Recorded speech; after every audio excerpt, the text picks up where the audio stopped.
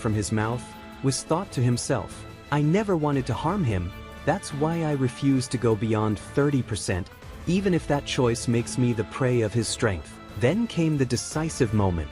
Goten slammed Whis to the ground, the staff pointed straight at his chest, as though ready to end the fight. Everyone froze in place.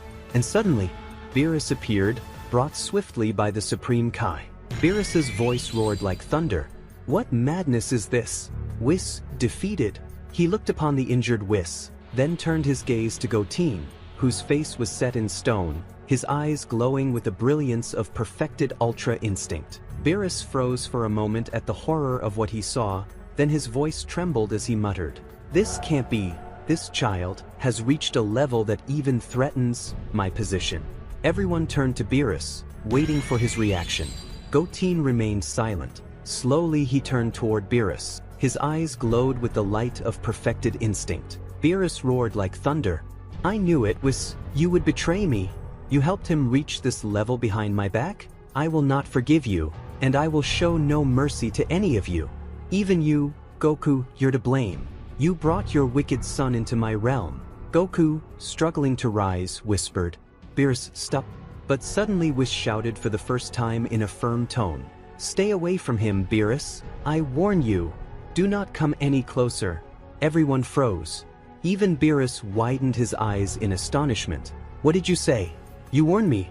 Have you lost your mind, Whis? Whis, solemn for the first time, admitted in a trembling voice.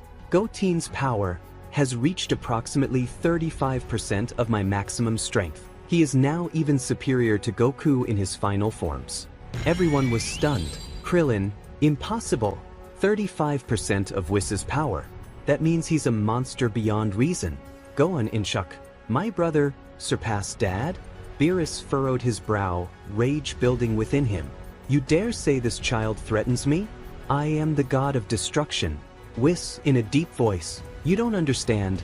His blood boils within him. His emotions now control the instinct. If you approach, he may see you as an enemy, and he may harbor ill intent toward you, which could mean your end, Beerus.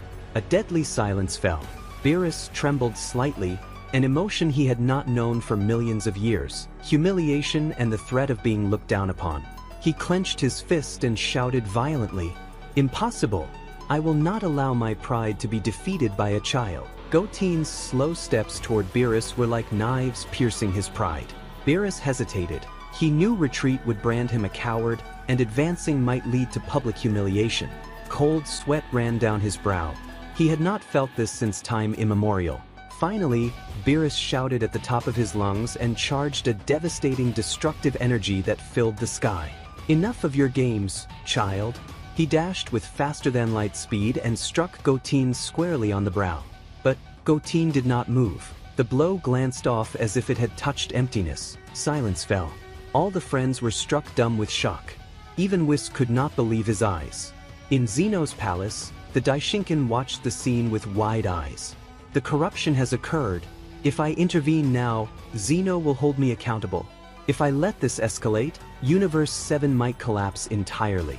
Beerus, face swollen with fury and shame, screamed madly as he unleashed a torrent of violent punches, such speed that the air itself ruptured.